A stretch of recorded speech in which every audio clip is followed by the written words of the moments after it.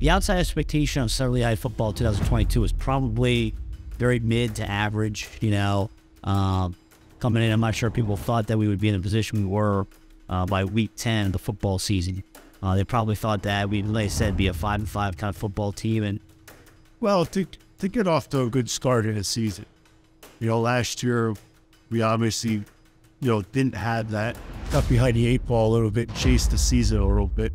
The challenges going into the season was replacing the front 4 guys. So to start off, I just wanted to improve because I knew we were a better team than our record showed last year. There's always a lot of challenges every year because it's high school football, right? And so you have different kids coming in, and we had a whole lot of positions open, and probably the biggest one was the quarterback. Well, coming into the season, I didn't know if I was going to be the quarterback, so obviously my first goal was to win that quarterback spot.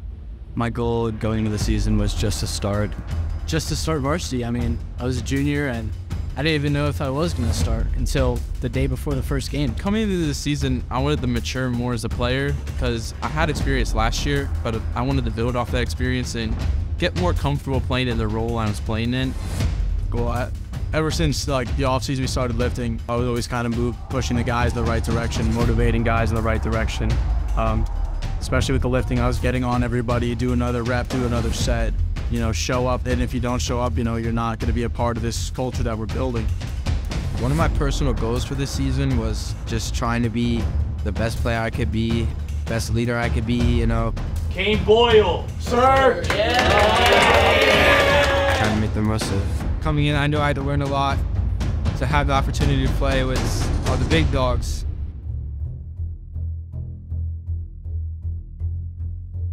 Well, I think, first it starts at practice. That week we were really locked in. I mean, we had really good game plans, and we wanted revenge from last year. Week 1 was a lot of revenge for us against Quakertown. So the year before, we got mercy ruled at our home field, and a lot of first-time stars at different positions or new positions or guys coming back played very well. Repeat after me. Whatever it takes. Whatever it takes. Get it done tonight. Let's go. Yeah, game 1, the first 2 series were awesome.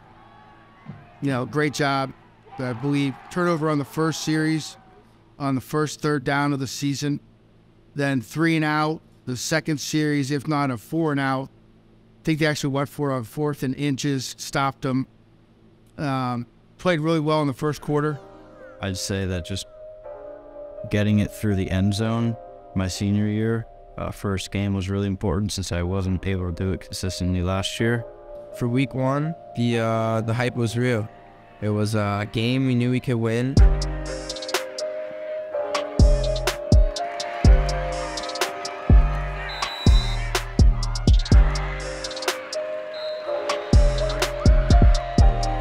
I thought like throughout the game, I think we could have executed better, but we definitely showed what we could do as a team. It was a close game for the most part until the end. So we just had a few mistakes. We just had to clean it up the next week. Well, I can tell you this much. After the Quakertown game, I felt good about our season. I thought we played a good game except for some mistakes we made. I thought the effort was there with the guys, and I thought they played with great determination and confidence. I mean, especially for the Quakertown, we just knew that we couldn't let that loss keep us down. We had to just move on to the next week. What happened, happened. And even though it didn't feel great, we knew it would feel a lot worse if we kept that losing streak up. Family on me, family on 3, 1, 2, 3, family! So I think all of us in week 2 definitely got a fire lit up under our ass. So, I mean, we all had that extra motivation, especially after our quarterback last year transferred over to Notre Dame.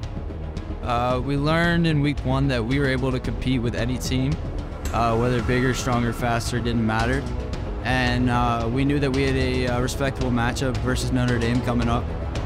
It was just the effort we put into it, the effort we knew we were able to. It showed us what we could do for ourselves, and it shows that we have a lot to work on. I think confidence-wise, right? So I think coming to week 2 against Notre Dame, we were confident coming in. I don't think what we expected was being down 14-0, and then having the ball for a crucial turnover, and them driving the ball down the field, and you're looking at it, this could be bleak. This could turn into 2021 all over again. And they did not let that happen. And you just got to know that if one bad play happens, it doesn't ruin your whole game, it doesn't ruin your whole season. So you just got to have that short memory and keep moving forward. We wanted revenge. We had the blood under our skin was boiling. We wanted to punch them in the mouth, so that's what we did. We drove the ball down their throat. To everybody outside our program, I think it said that, hey, these guys can win football games. We were 0-1, they were 1-0, and I mean, that game was personal. So I feel like last year we didn't have a lot of respect around the school, so it was good to see people coming out and still supporting us. We're just getting better every week, and obviously it came to fruition. I mean, when we were warming up, I was turning around every now and then, and I kept seeing that student section, even the band area, the parents area, it was just filling up. Just an incredible atmosphere, especially with Jack's catch. I mean, once that happened, like, we knew we had the game in the bag. I mean, I had my kick step, I blocked the guy, and then I see Avery just launch it, and I was like, oh, it's going to Jack. Whenever it goes to Jack, he catches the ball. It's pretty tight coverage, not gonna lie, but I just threw it up, trusting that he will make a play. Sometimes you just gotta trust your receivers on the outside to make plays and go get it. I mean, I knew I could make a play on that ball, and I caught it, and honestly, after that, I really did not know it would turn into everything that it would be. I mean, I've told that to everyone. I never would have expected to be on all these Instagram pages, Twitter accounts, ESPN, none of that. I would never expected it. I didn't even know how he made the catch until I saw some of the replays after the game, and I was like, oh my gosh, as in Jack's words, that's literally a catch of a lifetime. To win and you get that, a lot of buzz around all over the place, like, hey, did you see this? Did you see that? And great for Jack and great for Avery and great for the football team to get that exposure, because that puts Southern Lehigh, on ESPN, and the name gets out there. So it was pretty cool. I mean, especially because last year we didn't have a really good defense last year, and getting our new D corner, Craig Sayak, from Lehigh, he's really made our defense like what it was, and then we really showed it against Palisades. Well, a big part of it was we had a really high energy that game. I don't know what it was. I mean, it feels great to know that we were able to keep a team that was, at the time, considered one of the better teams in the Colonial League, and to keep them to a shutout victory, hold them to nothing. It feels great. After we were up all that much in that game, we knew we were going to get that win, but we didn't want to let them get any points. We wanted it to be a shutout, a goose egg. I thought Craig and everybody who was more involved on that side of the ball did a great job. I mean, high school football is built on momentum. We really value special teams, and we put in the work. We put in special game plans for special teams, and people volunteer because they know that it's important. After it comes out of the quarterback's hands, you have no control. You have pretty much no control over what happens at the end. So, like, just looking down the field and seeing Tyler come down with that ball, it's just like a big sigh of relief, that, hard-fought game. And Blue Mountain was an excellent football team. They played extremely hard. We looked at the record, and we knew that, I mean, they were defeated. They hadn't won anything, but we still had everything to prove. I mean, I'm a freshman. A lot of people that went in were in my grade, and having the opportunity to start this year on defense was truly amazing. So I wanted them to look up to me, to show them that you can, play. I mean, it's comfortable knowing that, we were able to put a team out in the first half. It was 20-0 before we knew it. And I think, it's one of the few times this year that, we made a team quit. It was the kind of the mindset it's very possible that we can let them win with, everything just going up into our heads. And playing that game, it kind of showed that we were able to keep our cool and just keep it business. The week before, a lot of us got together and we went to watch the Northwestern game, and they did pretty good against Northwestern. That game could have gone either way. So we knew they would come out fired up for us because we were the rival. I mean, a lot of people, when it comes to that rivalry game, they start talking smack and, they bicker and all this kind of stuff. Our team doesn't really do that. We just have respect in our game. That night, The atmosphere in the locker room was just unmatched. We had our student section and Service Electric. I remember even Fox News was here. To me as a player, it definitely stuck more than the other games. Like, as obviously the other games are important, but this is what really stuck. When I see Jack go down, I'm just instantly thinking, is he gonna be all right? And it was probably 5 to 10 yards in front of me, and I could see it right away. Something, it was not going to be good. I mean, no one can ever expect to get injured. It's not something you prepare for or expect. And I was fighting that injury for 5 weeks before that, and I knew in the back of my mind that it was going to give out. It was just a matter of when it was going to give out, so it was unfortunate. I just planned it on it, and it gave out. But credit everybody else that stepped up and you know, plugged guys in around him and around the injury, and you know, the guy stepped up and played great. My role is to help the people that are filling in for my position, because it's still our team. We have to still compete. So in order to teach them what I know about the position, I felt like that was the most important part, is just being a leader from the sidelines. Well, yeah, first of all, oh man, a key player just went down. But you can't panic, right? It's the next man up. We try to preach that too a lot. Like, hey, Jack is an excellent football player. But if we cry about it and you know, feel sorry for ourselves, we're not going to do too much.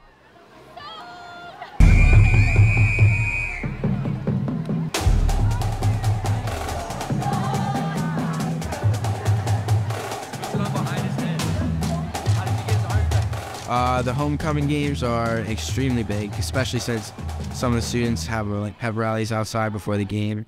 For me, the homecoming game is something I was really looking forward to, because I knew there'd be a big audience and added excitement, maybe enjoy what I do even more. You know, we just want to come in happy the following day on homecoming, just knowing that, you know, we took the win. So obviously being on the court was a pretty great achievement for me. I raised money for the foundation that was personal to me.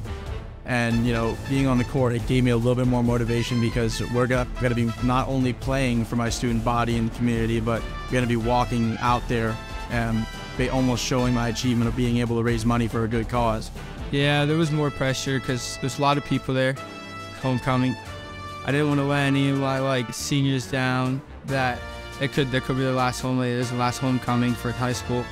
I mean, Lehigh did have a good game plan too. They actually held us the first half, and they had a good game plan. They were trying to kill the clock. So I'd be remiss if I didn't think that was our best, most complete game all season, especially from a defensive standpoint.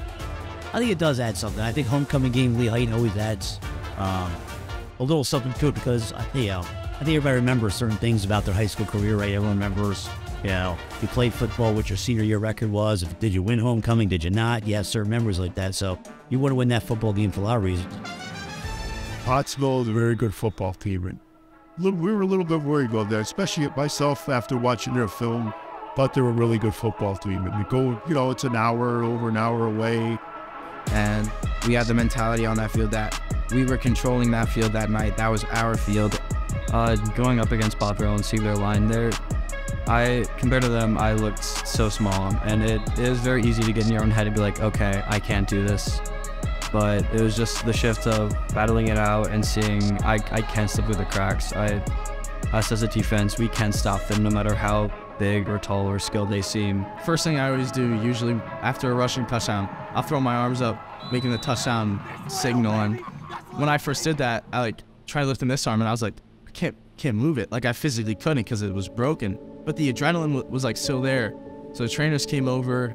They're like, what happened? I was like, fell on the shoulder. I didn't hear a break or anything. And then I originally just thought it was a stinger. So I just got up, I ran off the field. Trainer's like, all right, yeah, it seems fine. So go back in on defense. And the play's away from me, luckily. But I run towards the play, I feel everyone move.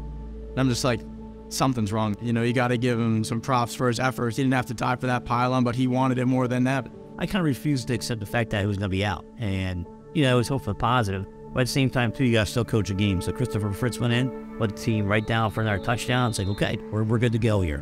When I saw him go down, I was worried, obviously, for his safety, like what was going wrong with him. Because I missed him as a leader, as a person to sit there and coach. Like, that's what I missed.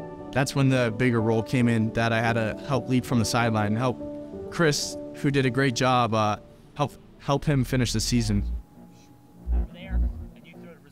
Obviously, dealing with the injury from Avery, he had to make some adjustments on offense. And knowing going into that game, the winner was going to win the league. And it was just a frustrating 48 minutes of football to play, knowing, especially, we had been winning for so long that it was just hard to take such a hard loss. And I felt during the game, you know, we obviously all, you know, wanted to keep going, but things just didn't fall our way. But after that loss, it was kind of just put that in the past, have a good week of practice, prepare for next Friday, because that's when playoffs started. As that's winner go home, and nobody wants to go home. On paper it looked bad, but I think overall it was good for the team to be checked. It was a reality check. It reminded us the hunger that we had going into Quakertown, that we have something to prove still. And it reminded us, okay, that, and it kind of set the stage for playoffs, that we're gonna need to fight and we want to keep playing. You know, it's do or die. You lose, you go home. You gotta get that in their head a little bit, but it's also the fact that you don't want to preach that too much either. To get them a little bit too anxious. No regrets. Don't leave anything on the table. Nothing on the table. Leave here knowing you gave it everything you had to win this game. Don't say what if. I don't want you guys to go home tomorrow and say, what if I did this? What if we did that? There is no what if. It happened today. I think everybody was, for week 11, I think everybody already was at that same velocity. Nobody wanted to lose. We wanted to keep going, see how far we could go. We didn't want our last two games to be a loss. Obviously, your last game is going to be a loss. You have to go home at some point, but we just knew we had a better game of football to be played. I mean, we got humbled the week before, and so we brought ourselves down back to earth and had to go back to step one and figure out what we're going to do for this playoff game. You have to have that mentality that it's not going to be your last game, that you have to strive to make it to another day, to make it to the next Friday night. We're still in this thing. We still have a chance. Even though they're an EPC North team, like, don't let their size scare us, because throughout the season we clearly showed that we were the real deal, that size doesn't matter, it's heart and strength. For week 12, we had that underdog mentality, because we never beat Whitehall in Southern Lehigh history. And so we were just playing as hard as we could, but I felt like there was a lot left on the table. I felt like we could have gone farther, but overall we had a great season. I mean, we went 9-3, had, I think, 5 or 6 games where we mercy ruled teams, so we had a great group of seniors, great group of kids that worked hard. The thing I took away from that is that, like you just said, I was absolutely, I was beyond grateful that everything happened. The experience was it was like none other, and there's nothing like high school football in the entire world. I was pretty emotional, but everything comes to an end at some point. So, I mean, I'm gonna miss football. I'm gonna miss all my teammates. And we just had a good bond all year. It's like family. It's like nothing else. Like no other sport takes so much dedication to be in this sport, and like all just coming to an end. It just doesn't feel real. Everybody always sees the final result on the last game, but it's those steps along the way that make this game so special. I thank them for taking me along on a ride, because those guys are playing the game. And that's why we're there for those guys. For the seniors, there's finality to it. And I think you have to realize that as a coach. And, this may be the last time that these kids ever play a football game in their life. And, it's special. It's something, that's why you see a lot of, young men cry at the end of a game. I think that these seniors went through probably more adversity than, a group of seniors can go through. They went through highs and lows nonstop, and they went through COVID seasons, a state run, to an 0-6 start and recovering from that. And, You know, there were so many things that they went through, and it's just proud to say I coached these young men for 4 years. I'm just happy I was able to play with all my brothers on the field. The connections we had were so strong. This is honestly probably the best season, most fun season I've ever had playing football. I had a lot of questions like coming in, like a lot of coaches from other schools saying he's not prepared enough. He's first year quarterback. He doesn't know what to do. He's a first read quarterback. Just proving those other coaches wrong, and a lot of people in the media saying how Southern Lehigh is going to deal with this new quarterback situation. I think if we have a similar culture to what we've had the past 2 years, we're just going to keep rolling and keep building off the successes of the last year. So I just want to keep harboring that culture that the seniors brought to me last year. I think that I achieved my goal for this year. I started varsity and I definitely made a march. I hope to bring some of the experience and confidence that I have on the field. I hope to share what I know about my years of playing. Just to thank you for bringing me on, because I didn't start out as a freshman. I started out as a sophomore. So just to thank you to all my teammates for accepting me so easily into their team and group, and personally just my family, the seniors, people surrounding me, and especially my dad.